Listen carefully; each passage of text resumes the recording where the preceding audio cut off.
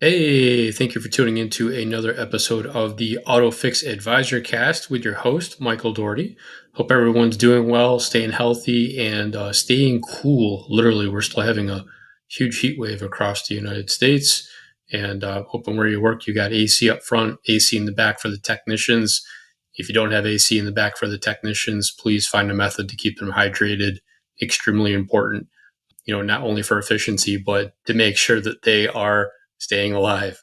Service Advisor Nation, I saw a fantastic comment today. Actually, it was a motivational thing. It said, whatever you do today, do it with the confidence of a 4-year old in a Batman t shirt. I love that.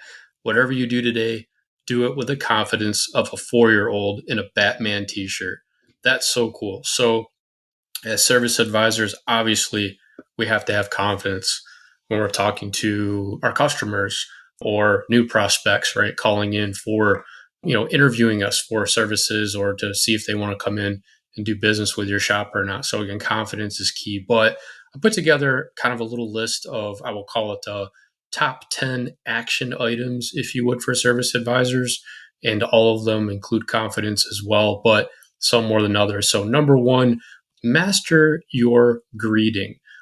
Focus on making a strong first impression, smile through the phone or in person, speak with confidence, and ensure the customer feels like they're in good hands. Can't say that enough. Can't say that enough. Super, super important.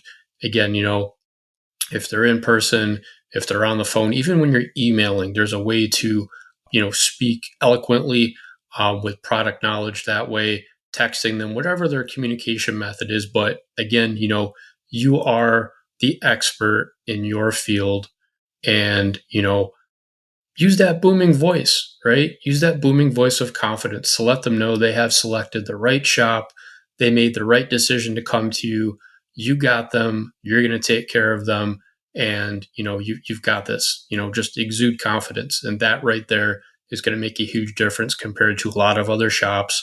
I'm sure you've called a restaurant before or, service advisors out there. You've called a restaurant or you've called, somewhere for directions or whatever. And the person answering the phone really just sounds like they're just there to collect a paycheck and they don't give a rat's ass, right? Hey, thanks for calling. How can I help you? Hey, thanks for calling. What do you need? Or just, not even thanks for calling, just, yeah, yeah, so not good. So again, really exuding confidence in mastering your greeting. Also, with that, saying the customer's name within the first few seconds, right? Getting their name, super important, right? Thanks for calling, uh, you know, thanks for calling XYZ Automotive. This is Michael. How may I help you? And who am I speaking to? Oh, this is Sally. Oh, Sally, great to meet you. How can we help you out today? And through that conversation, bring up and use Sally's name. Everybody loves hearing their name, right? So use it in the beginning, the middle, and the end of that, conversation greeting. Number two, listen more than you talk. Absolutely. I would say probably earlier in my career, I didn't do a lot of that, not because I didn't want to, but I just, hadn't built that knowledge base yet. And, customers are coming in and I'm asking a lot of questions and stuff, but I'm really, if you ask the right questions and let the people talk, you don't have to talk as much. So again, quality questions and then follow that rule, right? We got 2 ears, one mouth, listen more, talk less. And again, always be respectful, right? Always be respectful to the person that you're talking to. However, there are exceptions to that. If somebody is, being brass to you or brash to you, using we'll call it filth and foul language, etc. Yeah, protect your space. I mean, I have probably one or two times that I can remember in my career as a service advisor that I've had to make a client aware, literally just kind of cut them off and say, hey, if you're going to keep talking to me like that, this conversation is going to end. Let's be adults here and let's communicate. And, they got a second warning. And after that, yeah, you're well within your right to hang up. You don't have to take that. Right. And no, when I say hang up, don't picture, right, I'm taking the phone and I'm just, I'm slamming it down. No, it's just a very brief right click. We're done. You don't have to put up with that. And I don't think that happens to a lot of shops. But again, don't sit there and take that.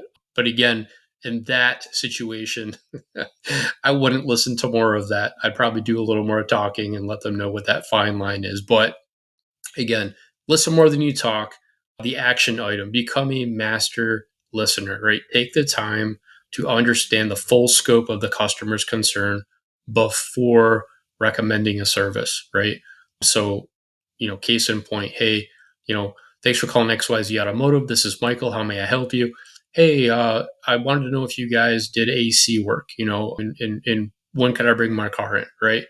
Yeah, there's going to be a lot of questions that we need to address as a service advisor before we can commit to bringing them into the shop and making an appointment. So, again, figure out what's going on, ask qualifying questions, listen to the full scope of their concern, and then, recommend the service that you feel is going to be the best, whether it's a level 1 diagnostic, a level 2 diagnostic. Hey, how old is your car? How many miles are on it? I think we might be able to do a free on check and adjust to start with, etc. But also tips for the listening part, right? Practice reflective listening. Repeat back what they say to confirm and understand that that is actually what they're saying. So so you're saying the check engine light came on and you've been hearing a strange noise from the engine. Is that right? Right? Always kind of mirror back to them, repeat back to them what they said, because I've had the situation before where somebody says XYZ and then they bring the car in and it was something totally different. So again, right, we'll call it reflective listening. You're pitching it back to them to making sure that's exactly what the concern is, right? Number 3 on the list of top 10, sell solutions, not services. Again, I can't preach this enough. And if shops are still doing it, shame on you. You know, we're not here to sell clients. We're here to guide them. We're here to give product knowledge, provide options, and make them feel comfortable to let them want to do business with you, right? So we're selling solutions, not services, right? So action item there, shift from just pushing services to offering real solutions to customer problems. And what does that look like, right? I mean, paint the picture of how the repair or service will improve their concern or their experience, and focus on peace of mind and safety, right? I can't stress that enough, especially if you've had a client come in for a primary concern. You've identified their primary concern. You've done a digital vehicle inspection on the vehicle. You are giving them a call to let them know what their primary concern is, and instead of just going for, I would call it the gravy work, right? The service and maintenance stuff. Really look at it, right? Objectively, was there any safety items on their vehicle that really need attention before you start mentioning the service and maintenance stuff? Think of it again as somebody's vehicle that you really like. Is it a family member? Is it is it a friend? Is it a girlfriend, a boyfriend, whatever? However, like I said, think of it as it's that person's car, and how would you want to explain it to them in a way that they understand where you're coming from. And again, you're offering solutions to their problem, right? Number 4, provide clear and transparent estimates, right? The action item on that, right? Ensure customers know exactly what they're paying for, including parts, labor, and any additional fees. And yes, there are going to be situations that are not accounted for. Broken bolt, gosh, I mean, so notorious on a lot of the German vehicles, Audi and Volkswagen in particular, the upper front position, or passenger and driver, upper front and upper rear position control arms. There's a pinch bolt that connects the two of those near 2 ball joints. And that bolt is notorious for seizing and having to be drilled out. So in situations where you have repetitive issues with vehicles that a bolt's going to break, you're going to need additional parts, because it's just 9 out of 10 times that it happens. Price that into the job, the extraction of the bolt, or bolts in case point, and case in point, and let the client know that you're putting these into the estimate as well, because it's very common. so that there's not a surprise when you start that job. And as again, as a service advisor, as you knowing and you being the expert that this is a high probability problem, and waiting for it to happen and then calling them back and saying, oh, Mr. and Mrs. Jones, now it's going to be another $200, $300. Price it out in advance. Let them know that there is a high probability that this additional stuff will be needed with this repair. Again, based on experience, based on it happening 9 out of 10 times with these particular vehicles.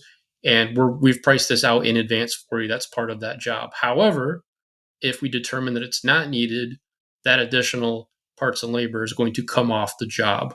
So we don't want to give you any surprises, right? So again, just providing clear and transparent estimates. I think that plays definitely in line with, again, ensuring customers know exactly what they're paying for, including parts, labor, and any additional fees. Tip on that one: if you have to adjust pricing, communicate proactively and give them options that may fit their budget, right? So again, not all the time, but again, if you have little situations that happen very commonly on vehicles, doesn't matter what kind of job it is, if it happens and it's going to be a problem, build it into the repair. Don't treat it as, well, I'll just wait till it happens. Nobody likes surprises, not the technician, not the service advisor, and definitely not the client. So I think that's the best way to handle that. Number 5, upsell without pressure. I don't really like the word upsell, but again, I think it still is in line with what we're talking about. Action item, right? Recommend additional services that benefit the customer, but without being pushy. So, when we've been doing this long enough, again, we can tell which vehicles have additional things that might be needed. So, case in point, we did a lot of BMW work where I worked as a service advisor. And on a lot of the BMWs, N52 engine, 6-cylinder engine on a BMW, naturally aspirated, the starter was located under the intake manifold. So if we were doing any work under the intake manifold and the vehicle had more than, say, 50,000 miles on it, I would proactively price out a job to replace the starter while the intake is already off. And reason for that is it's a labor savings for the client, letting them know that this is going to be a common failure point on this engine for this vehicle. And hey, while we already have the intake off, we could do the job for X. Usually it's a la carte, it runs this price, but we can do it for this price, right? So I wouldn't call it an upsell. I call it being proactive, and again, getting out in front of letting them know this is going to be an issue and we want to get out ahead of in front of it and give you the option, Mr. and Mrs. Jones, to take care of it before it becomes an issue, before you go up and it happens and you can't start the vehicle, then you got to have it towed back in. Is it going to happen tomorrow? Probably not, but it's going to happen. And 9 times out of 10, that customer is going to say, hey, thank you so much for letting me know that. I'd like to move forward with that. Again, painting the picture of, you're recommending something for their benefit. And, tip on that one, and it falls in line with what I mentioned about the starter, but frame your suggestions around customers' needs or potential issues that they may face in the future. So again, if there's something that you can recommend proactively while you're doing a repair and it's a labor savings to them and you can make a couple bucks on it and still, provide the part, everybody wins, right? Nothing wrong with that. Number 6, use effective follow-up. Super, super important, right? I've never looked at it as, once you call the customer back, let them know, hey, Mr. or Mrs. Jones, great news. Your vehicle's ready for pickup. We'll be here today until 5 o'clock, 6 o'clock, whatever time your business is open until. Would you like to pick up the vehicle today, right? Reason I asked that question, that way I know, am I going to put it on the front line for them to come pick up so that after they come in, we settle up, they walk out the door, there's their vehicle, it's face out, they hit the road, they're gone, they're happy. Or if they're not picking up the vehicle that night or that day, I'm not going to put it on the front line. I'm going to probably park it off to the side a little bit. And then the next morning, I'll probably pull up to the front line. But the follow-up part, I don't believe that after they come in and we'll call it, the financial handshake, right? Your investment today is X amount of dollars. Thank you so much for your business. Would you like a email copy of your receipt? Would you like a paper copy? Whatever you guys do for that. But it's not a handshake and, hey, see you later, call us when you need something. I really think it's important to, and I know a lot of CRMs, there's an automated part of this that, 48 hours later, 24 hours later, you send them a message and it says, hey, I just want to see how the service was. It's usually AI incorporated, but, I want to see how the service was. If you were happy, could you please put a review on Google for us? There's nothing wrong with that, but there's no personal connection there. There's no personal touch. So I really feel like the effective follow up is after they have left somewhere. And again, it's based on time. So if they pick up the vehicle that morning, call it before 11 a.m., sometime that afternoon, right? Late afternoon, mid afternoon, 3 o'clock, 4 o'clock. I'm probably going to call them and say, hey, I just want to touch base, make sure you're happy with everything. By the way, you're probably going to get an automated message from us if you haven't already. But again, I just wanted to thank you for your business. We know you have choices, and thank you for continuing to come back to us. If it's a repeat client, if it's a new client, we hope that you had a fantastic experience with us, and we welcome you back anytime you're ready or need something, and that you tell your friends and family about us. Hopefully, we created that great experience for you. But in any event, again, that personal touch, that's what I consider an effective follow up, not just letting your CRM send them an automated message, really showcasing that you are appreciative of their business and that you're inviting them to come back and again and again and again, right? That's what it's all about. But, you know, the tip on that, I already said it, make it personal, right? Hey, I wanted to check in and make sure your car is running great after the oil service we performed or whatever you guys did to the vehicle. But again, that personal touch is super important. Please make time to do that every day for the customers that you are checking out. Number 7, get comfortable with customer objections. What is that? So address any pushback confidently. And we talked about confidence again in the beginning of this, advisor cast. Whether it's price concerns or the urgency of a repair, be prepared with solutions, right? So again, I've had situations before where, a client, drops a car off. They say they're not in a rush, call you when it's ready. And then, the next day, right, you call them to give them an update and they're like, oh, I have to go out of town, right? I have to go out of town. I need this right now, right? Their situation changed. And I hate to say it, but these are cars that are up on a lift. We've got an oil pan off a car. It's going to take another 6-7 hours to finish this job. Yeah, on an oil pan. Yeah, on a BMW X5 all-wheel drive. You bet. Subframes coming down, front differentials coming out, seals galore, axles are out to do an oil pan reseal or gasket. It's crazy the amount of labor that's involved in doing that. And again, it's an emergency happened and they're kind of getting on you. Well, I need my car back. I need my car back. Don't get upset. Take a breath. Let them know confidently that that's not realistic and that, at this point it'd be suitable for them to possibly rent a car or if you've got a loaner that you can lend them. But again, that I would consider not much of an objection, but again, it's uncomfortable and it will happen to you at some point in time. Again, it wasn't a pre planned thing. It just something happened and they need their car. Try and work with them to figure out a solution. And no, I'm not saying have your technician stay till 10 o'clock at night to fix that vehicle. It's not right. But again, it starts with communication and, transparency of what you can and can't do. But the big tip here is empathy, right? Empathy is key. Not just saying, hey, that's unrealistic. I can't do that. Saying, oh man, I really, I hope everything's okay. I'm sorry you got an emergency. You got to go out of town. However, here's what we're currently dealing with. Let me paint the picture for you. We've got your vehicle up in the air. It's halfway torn apart. I wouldn't say torn apart, but it's halfway disassembled. And it's not realistic for us to put this back together in 4 hours. So, let's talk about solutions. What can we figure out for you? Do you have it? Does your insurance company, will they cover you for a rental car? That's worth looking into.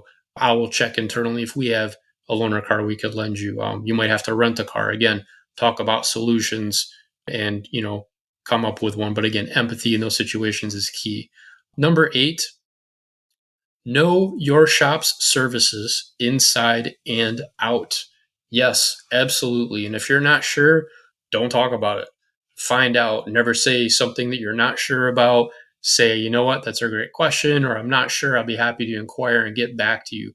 Do not BS somebody just to speak. It's not worth it. You'll lose credibility. And if you're wrong, it's going to be hard to get back out of that. It's going to be hard to talk your way out of that. So, number one, I think product knowledge is key. And again, having worked in the industry for a little over 30 years, 22 of that as an active service advisor, gosh, there's so many part numbers that are still just burned into my brain for all types of vehicles. And, right now in my head, as I'm talking to you guys in service advisor land, I'm coming up with schematics in my head of parts diagrams from real OEM. I'm in the parts room, looking, in my head at, the oil filters we had in stock, the batteries, AGM, lead acid. Just, I mean, gosh, I could tell you where everything was. You could put me in the parts room blindfolded, lights off, and I could probably pick out the right part. That's how in tune I was with the inventory and just being there and knowing what's going on with the vehicles that we're servicing. So again, know the shop's services inside and out. And I know sometimes it's not often talked about, but you know, keep in mind with the alignment racks that you have, the Hunter alignment racks, especially, there are software updates for those. And I would definitely recommend if you haven't in a while, because it's not something you really think about until you get that car that you're not able to do. And you go, man, I can't do this. I got to have a software update done. And it's going to take 2 to 3 weeks to get the rep out here. Quarterly, right? Kind of get that in your mind. Do I need to call the Hunter rep or whatever alignment, whatever alignment system you're using? But especially now with all of the ADAS stuff, if your shop is doing ADAS calibrations, when you're doing alignments, things of that nature, there's a lot more software involved and a lot more time on the alignment as well, labor time to do those things. And again, explaining to the customer what's involved with some of these calibrations. But again, proactively, mark down on a calendar with your shop foreman, once a quarter, hey, do we need to get in contact with our rep to have them come out and do a software update? Because as more technology comes out with these vehicles, more updates are needed, and you don't want to be caught with your pants down when you've got a vehicle up on the lift or the alignment rack, and you can't do the calibration, or you're halfway through and then you find out you can't do the rest. It's not good. So again, proactively try and do those things to keep ahead. But again, know your shop's services inside and out. And again, I mentioned it just a couple minutes ago, but tip, if you can't answer a customer's question immediately, promise to find the info and get back to them. But make sure you do get back to them. And again, please, please, please do not BS them just to get them off the phone, or if they're in person, just tell them some BS. It's not worth it, man. It just isn't. Number 9, keep it light and friendly. Absolutely. So while professionalism is a must, do not be afraid to inject a little humor and personality into your conversations. And I would probably recommend doing this more so with repeat customers, right? I think first time clients, especially because let's face it, when they're calling you, and it's a first time client, you're going to ask, right? Hey, how'd you hear about us? I hope you're asking how they heard about you, because your marketing wants to know. Your marketing department definitely wants to know. So, hey, how'd you hear about us? Oh, I moved to town recently. My next door neighbor recommended you guys, or I happened to be driving by and I saw you guys and I wanted to stop in. I'm a first time customer or whatever. Oh, great. That's going to be a little more of we'll call it a professional type of situation, because you're getting to know the customer, right? And not everybody's the same. Some people don't take jokes very well, things of that nature. But again, as they become repeat clients, you can kind of cut up a little bit with them. And it's actually funny, as they become repeat clients and tell me this isn't the truth. The first time they come in, they say they're going to be there at 8 o'clock. Man, they are there at 8 o'clock. They show up at 7:45, right? They're sitting out in the parking lot waiting for you to open that door.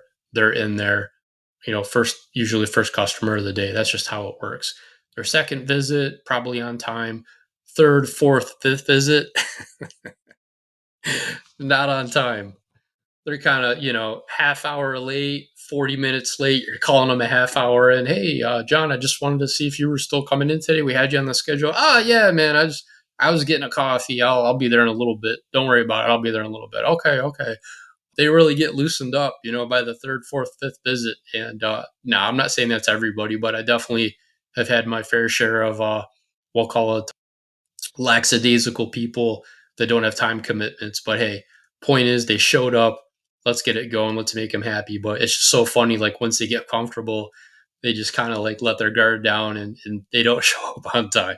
So number 10, leveraging customer feedback, right? So encourage customers, right? Encourage customers to share feedback, whether it's good or bad, and use that to improve your performance. If you hear it's great every time, it's, you were fantastic, I give you guys 100%, nothing was wrong, every time, every time, every time, every time, every time. I mean, this isn't Pleasantville. There's going to be somebody who's not going to be happy with something. And there is a time and not a time to ask those questions, right? If a customer is checking out and it's the only customer that's in the front area checking out, there's not somebody behind them, there's not somebody in the waiting lounge, I'll ask those questions. Or I will not ask those questions. If it's just them at the front counter, nobody's behind them, or maybe I didn't say that right. If it's just them at the front counter, nobody's behind them, nobody's in the waiting lounge, I'll ask those questions. If there is somebody in line behind them to check out, if there are people in the lounge waiting, I will not ask that question. But again, asking for feedback, I think that's important. And a really easy one, right? A really easy one is, hey, could we have done something differently to make your experience better at this service visit? I don't think somebody would berate you at the front counter if they were really happy about something, but I think it really gives you a chance to level up, right? As a customer service rep, to really know where you stand with that individual, that customer, right? And again, very simply put, right? Is there anything that we could have done differently to provide you with a better experience at this visit or today, right? Depending on if the car was there for a couple days or they was just a same day service, right? But I really like that, right? Is there anything that we could have done differently to make it a better experience for you? And it's not a bad question to ask because again, it lets you level up, right? I mean, the whole goal is get better, right? Get better at what you're doing, become more efficient. But if you don't ask, they're not going to tell you. And I think that's important to know, right? I wanted to get better. I would ask those questions. Sometimes I didn't like what I was told, but you know what? They were being honest. I'm asking an honest question. I'm expecting an honest answer. So again, it gave me a chance to up my game. And the next time they came in, whatever they told me that wasn't why they would give me a glowing review or their shop a glowing review, or not a personal thing, but just maybe, hey, I didn't like that you didn't, communicate with me as well as maybe you could have, or, I had to show up unannounced to get an update or whatever. Something along those lines where, it pushes you to acknowledge that you're human, right? And, you can literally, depending on your shop software or your CRM, you could probably open up a tab for that particular client. There's probably a notes section, and type in their gripe, right? Type in their gripe, type in their comment, and that way when you pull them up next time in the system, when they call in for an appointment, you're going to see that note. Oh yeah, last time John was here, he said that he didn't feel that I did X, Y, or Z, or John said I did everything fantastic. He wouldn't change anything that I did, right? Or how I treated him, or the experience that he had with our shop. But again, it gives you a chance to up your game. And right, so tip: don't shy away from negative feedback. Use it to show your commitment to improvement and say thanks for letting me know. I'll definitely work on that and make sure that you have a smoother experience next time. And that's what it's all about, right? We want them to come back. And I think asking those questions, again, really, really easy. Is there anything we could have done differently at this service visit to provide you with a better experience? And I think 9 times out of 10, if you did the right thing and you took care of them, they're going to say, no, it was fantastic. You and your team did an awesome job. And yeah, pat yourself on the back, mission accomplished. But Service Advisor Nation, that is my top 10 for the evening. I appreciate you. Thank you for letting me do another episode of the AutoFix Advisor Cast. Can't say it enough. And please, make time for self-care. I was very guilty in my career of kind of not taking long enough lunch breaks, getting out of the front end, and kind of skipping out on lunch sometimes. I mean, we can be efficient. We can take care of our clients the best we can, our coworkers, technicians, etc. But if we don't take care of ourselves, we can't take care of somebody else. It starts with us, right? It starts with you individually. Take care of yourself, and yeah, make it happen.